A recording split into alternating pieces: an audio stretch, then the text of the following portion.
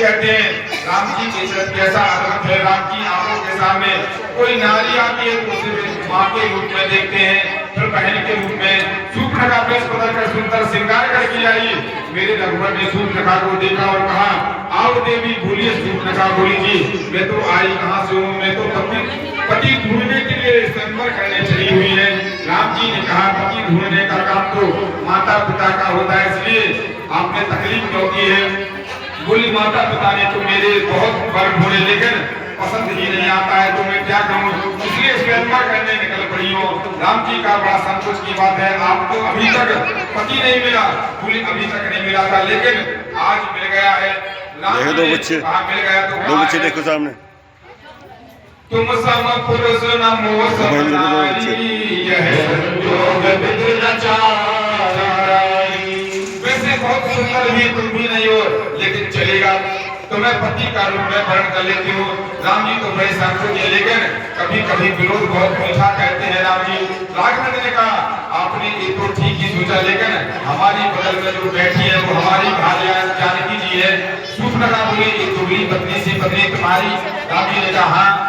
बोली, इसका परवाह मत करो, इसको तो मैं नाश्ता कर जाऊंगी, इसको तो पता ही नहीं चलेगा, मैं आपके साथ मन में भ्रमण कर जाऊंगी।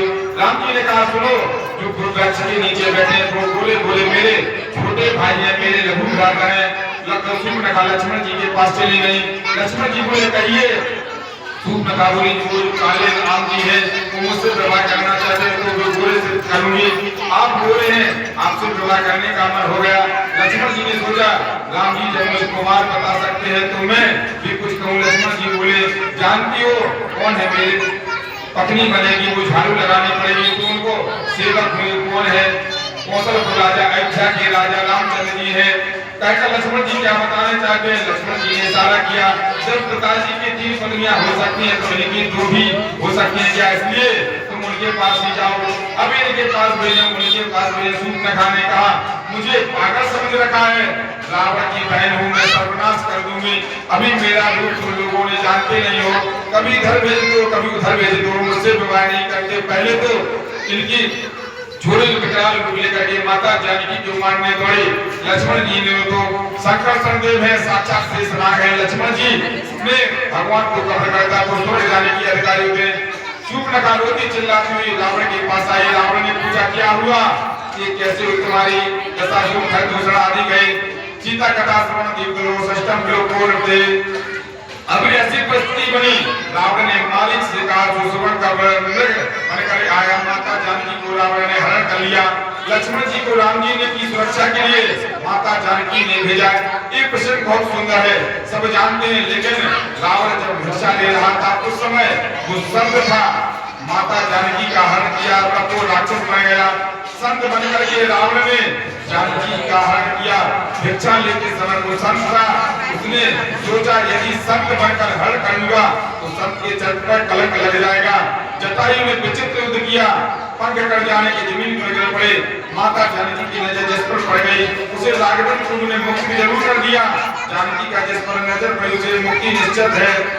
वो जटायु सही है, वो सुग्रीव सही है। जटायु को राम ने अंत में भर करके हजारों वर्ष तक जीवित रहिए, ये मेरा आशीर्वाद है। जटायु बोले, सुंदर मृत्यु नहीं हो सकती है। राम की गोद में प्राणों को त्याग दिया। सबरी के घर जाकर रघुवन ने सुंदर उपदेश दिया। सबरी मतंग ऋषि की शिष्या है। सुग्रीव के साथ में हनुमत लाल ने राम जी को गोद में अपनी करवाई। चारों ओर प्रताप रहा, चारों ओर में इनका प्रताप है। एक प्रसंग से बहुत भूला। सेठ जी बोले, महाराज जैसी आपकी आज्ञा, सवा मन देसी घी के लड्डू बना करके लड्डू को थाल में सजाकर मंदिर में चढ़ाने के लिए ले जा रहे थे। बीच में पड़ता था हनुमान जी का मंदिर। हनुमान जी के पुजारी ने शुद्ध देसी घी के सुगंध आ रही, क्यों सेठ जी किधर चले। सेठ जी क्या बोले, बताओ महाराज, बड़ी विपत्ति, आज मेला देखने गया था, वहाँ पत्नी हो गई, बहुत ढूंढा, बड़ी घोषणा करवाई, कोई असर नहीं हुआ। पुजारी जी ने कहा, सवा लड्डू का भोग राम जी को जाओ, तुम मिल जाएगी पत्नी से। राम मंदिर जा रहे हैं लड्डू भोग लगाने को, तो हनुमान मंदिर के पुजारी बोले, अरे भले आदमी, राम जी की अपनी पत्नी को खो गई है, उसको तो राम जी ने खोजा नहीं है, तुम्हारी क्या खोजेंगे। राम जी की पत्नी को खो गई थी तो मेरे बजरंगबली ने खोज करके लाए, तुम्हारी पत्नी को राम जी भी खोजेंगे। सेठ जी बोले, तो क्या करूं जी बोले हनुमान जी को भोग लगाओ। सेठ जी की बात समझ में आ गई, सोचा ऐसा ही करना जिससे दो पैसे को फायदा हो। सेठ जी ने